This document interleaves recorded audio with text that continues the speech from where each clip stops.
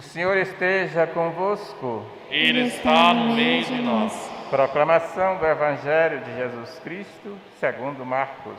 Glória a vós, Senhor. Naquele tempo, começou Pedro a dizer a Jesus: Eis que nós deixamos tudo e te seguimos.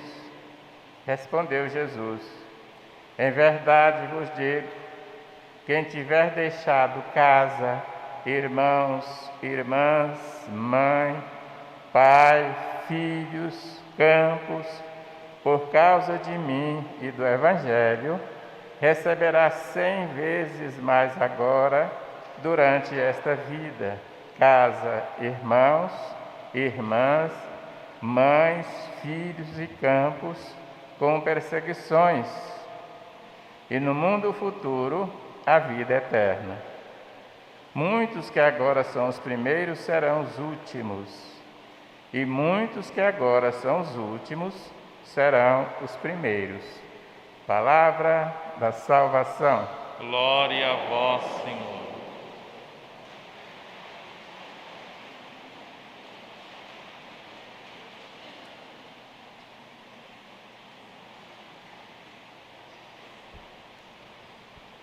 Sede santos, porque eu sou santo. Boa noite, irmãos. Todos nós, a partir do momento em que o nosso pai e a nossa mãe, os nossos padrinhos, vieram à igreja para pedir para nós o batismo, Deus nos concedeu uma primeira vocação. Qual vocação?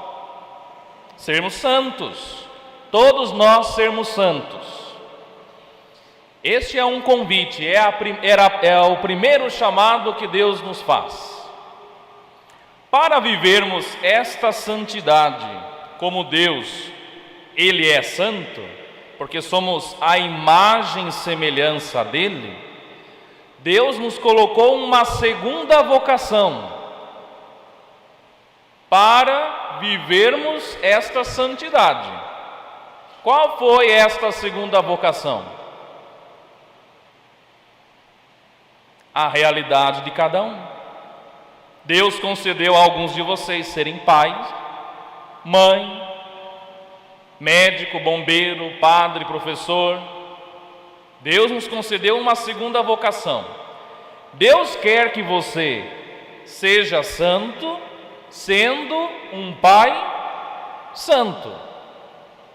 Deus quer fazer de você uma mulher santa, sendo você uma mãe santa, uma esposa santa, um padre santo.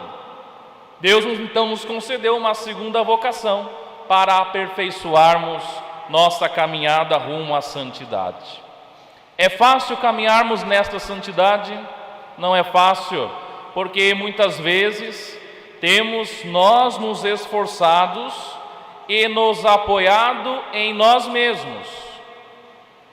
E sabemos que quando nós estamos apoiados na nossa razão, na nossa vontade, naquilo que nós temos pensado ser correto, nós temos experimentado fracassos. Nossa, desse jeito nunca vou ser santo. Desse jeito nunca vou querer ir para o céu. E pode também entrar dentro do nosso coração um sentimento que Deus não é bom conosco. Nossa, por que Deus permitiu isso na vida? Por que eu tenho que passar por esta situação? Por que eu tenho que ter um esposo desse jeito, desta forma? Sempre vamos questionar Deus, porque não entendemos quais são os pensamentos dele para cada um de nós. Foi-lhes revelado que não para si mesmos, mas para vós, estavam ministrando estas coisas, que agora são anunciadas a vós, por aqueles que vos pregam o Evangelho, em virtude do Espírito Santo, enviado do céu. Revelações estas, que até os anjos desejam contemplar. Os anjos já estão na presença de Deus. estão ali, na eternidade. Nós também fomos criados para a eternidade. Nós estávamos juntos de Deus. Qualquer resposta, qualquer pergunta que nós façamos hoje, todas elas já estão respondidas. Alguns se questionam: por que estou vivendo? Já se perguntaram? Por que vivo? Qual é a razão da existência? A resposta sempre vai estar em Jesus Cristo. Jesus Cristo também estava junto de Deus, como você e eu estávamos juntos de Deus. Por que nós fomos enviados para este mundo? Alguém saberia responder? Por que Deus nos mandou para este mundo? Para amá-lo, para aprendermos a amá-lo. Por isso, nossa missão consiste em 2 mandamentos: amar Deus sobre todas as coisas e amar o nosso próximo como a nós mesmos. Só que ainda não temos aprendido a amar Deus sobre todas as coisas, porque temos feito algumas escolhas que não são da vontade de Deus. Temos feito pecados que desagradam a Deus. Todos os pecados desagradam a Deus, mas temos buscado fazer sempre a nossa vontade e ainda não conseguimos amar o próximo como a nós mesmos, porque talvez alguns de nós não nos sintamos amados por Deus. Nossa, na vida do outro tudo dá certo, na minha vida, eu que estou na igreja, nada dá certo. Pensava que fosse feliz vivendo no matrimônio, tendo um esposo assim, desse jeito, desta forma, e de repente saiu tudo diferente daquilo que eu pensei. Será que Deus não me ama desta forma? Deus não quer o meu bem? Deus tem errado na minha vida? Todas as respostas já estão respondidas em Jesus Cristo. Jesus Cristo foi enviado para nós, para nos salvar, para mostrar que é possível sim amar Deus sobre todas as coisas. É possível também amar o nosso inimigo, o nosso próximo. Só que para isso, irmãos, nós precisamos nos desprender de nós mesmos, esvaziar-se da nossa realidade, das nossas coisas. Desde ontem a liturgia já nos chamava a isso, a esvaziar-se de nós mesmos. Mestre, bom mestre, que devo fazer para ganhar a vida eterna? Olha, eu já conheço tudo, faço tudo, sigo os mandamentos, desde a minha juventude. Jesus olhou para ele com amor e disse: só falta uma coisa, vai, vende os teus bens e dá aos pobres, e terás um tesouro no céu. Depois, vem e segue-me. Para seguir a Jesus Cristo, é necessário fazer um esvaziamento, não só dos bens terrenos, mas também daquilo que nós pensamos que tem preenchido a nossa vida. Esvaziar-se de nós mesmos significa uma kenosis. Kenosis, em grego, significa uma descida. O mundo diz para nós que nós temos que subir, não é assim? Estudar, trabalhar, ter uma faculdade, fazer concurso, isso e aquilo, sempre subir. Mas nós, os cristãos, fazemos um caminho de descida. O que significa este caminho de descida? Um caminho de esvaziamento de nós mesmos. Por isso, no evangelho que nós aqui escutamos, São Pedro vai dizer: eis que nós deixamos tudo e te seguimos. Você e eu temos deixado tudo de fato? Ou ainda temos alguma segurança? Se não der certo como padre, eu tenho uma carta na manga, então eu abandono e vou fazer a minha vida. Se não der certo, eu unido à minha esposa, eu volto para a casa do meu pai e da minha mãe. Se não der certo, sempre com uma carta na manga. Você e eu temos alguma reserva no coração? Ou de fato temos nos lançado no seguimento a Jesus Cristo? Jesus Cristo disse, respondeu Jesus: em verdade vos digo, quem tiver deixado casa, irmãos, irmãs, mãe, pai, filhos, campos, por causa de mim e do Evangelho, receberá quantas vezes? 100 vezes mais, o cêntuplo. Agora, durante esta vida, e no mundo futuro. Qual é o mundo futuro de nós, os cristãos?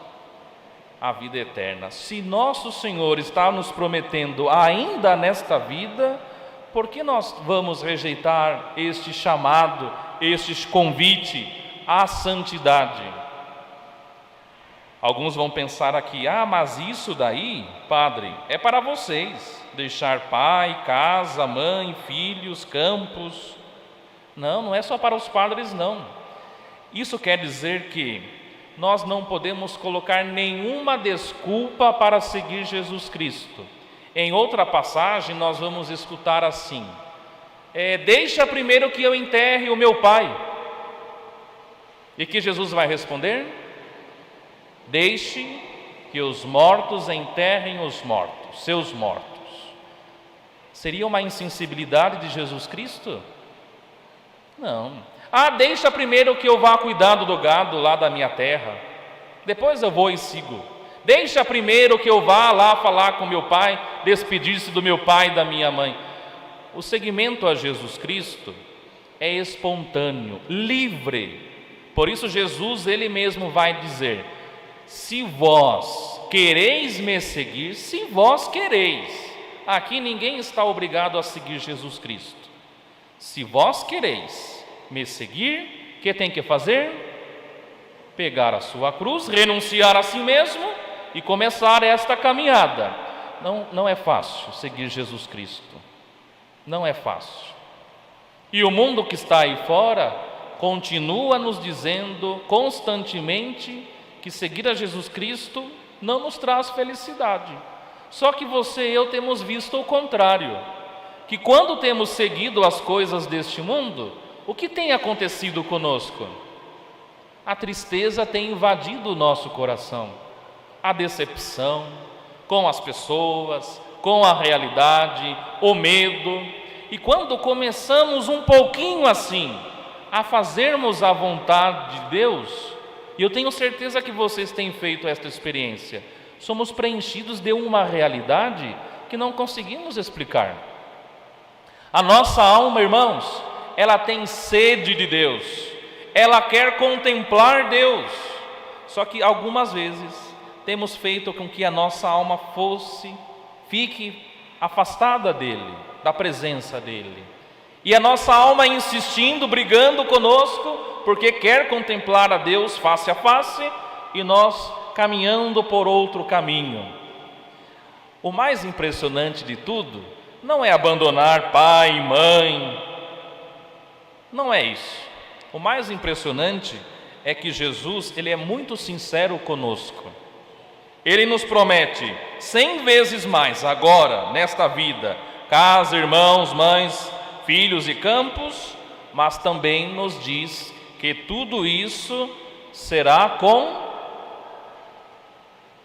de mão beijada, sim? Porque algumas religiões por aí, seitas, têm dito para os fiéis, para nós: venham aqui, pare de sofrer. Tem alguém que vai parar de sofrer? Todos nós sofremos. Todos nós temos uma cruz, ou várias cruzes. Não é que Jesus vai arrancar de nós o sofrimento, vai nos deixar vivendo em paz, seguindo Ele. Não, seremos perseguidos. E Ele vai dizer também em outra passagem: seremos apresentados diante dos tribunais, seremos denunciados diante dos governadores, seremos perseguidos. Assim como ele foi perseguido, nós também seremos perseguidos. Quando eu vou de carona com alguém, eu digo assim no final, depois que termina a viagem: muito obrigado, Deus te pague 100 vezes mais com a vida eterna e com muita perseguição. E as pessoas ficam assim: com perseguição, padre? Claro, porque se não tiver perseguição, irmão, não temos vida eterna.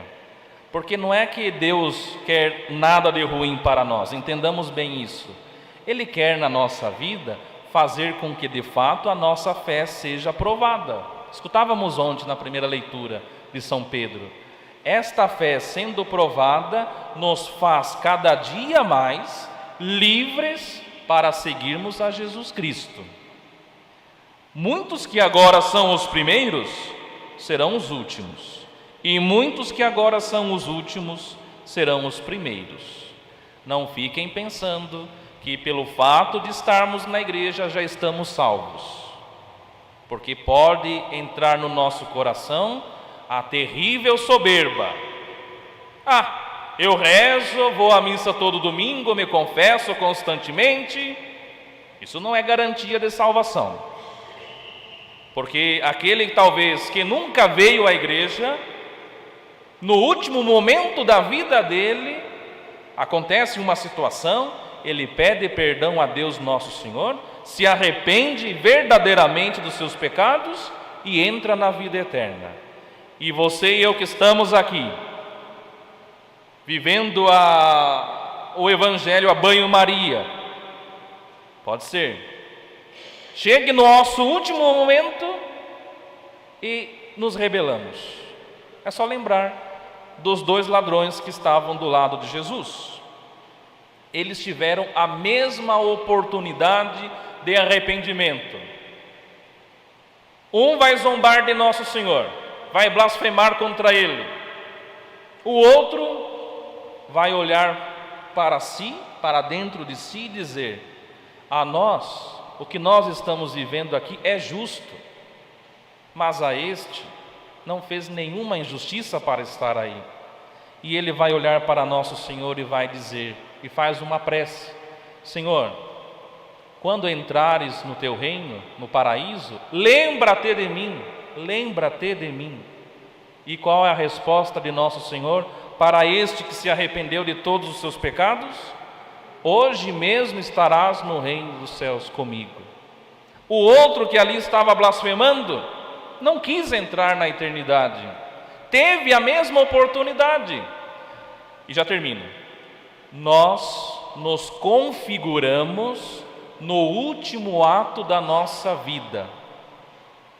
Por exemplo, estamos aqui na missa, uma imaginação, tá bom?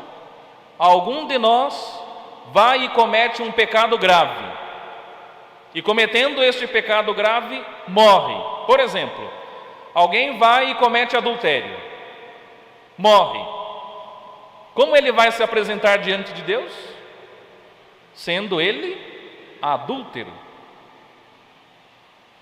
Também pode ser que um que está cometendo adultério, diante da morte, peça perdão a Deus pelo que fez. Como ele vai se apresentar diante de Deus? Como aquele que está arrependido. Por isso esta palavra é muito forte. Muitos que agora são os primeiros serão os últimos. E muitos que agora são os últimos serão os primeiros. Em outra passagem o Senhor também vai nos alertar: cuidado, para aqueles que estão em pé não cair, porque a queda será grande. Em outra passagem também nós vamos escutar da parte de Jesus: olha, as prostitutas vos precederão no reino dos céus. Muito cuidado com a soberba, com a pretensão de pensar que já estamos salvos. Por isso a santidade é dia após dia. Não é que eu estou convertido hoje, não. O Senhor me abriu os olhos, abriu o coração, dia após dia combater. Quando vai terminar este combate? Todos nós estamos num combate. Quando vai terminar este combate? No dia em que morrermos. Por isso, como não sabemos o dia em que nós iremos para junto de Deus, o que o Senhor nos pede, qual é o convite, o chamado que Ele nos faz? Por isso, aprontai a vossa mente, sede sóbrios, sede sóbrios, ou seja, nunca percam o discernimento, a sabedoria, e colocai toda a vossa esperança na graça que vos será oferecida. Já foi oferecida para nós. Qual graça? De estarmos um dia na presença de Deus. Que Deus então consiga penetrar no nosso coração e colocar no nosso coração o desejo, hoje, de irmos para o céu. E eu tenho certeza que vocês querem ir para o céu. Louvado seja nosso Senhor Jesus Cristo.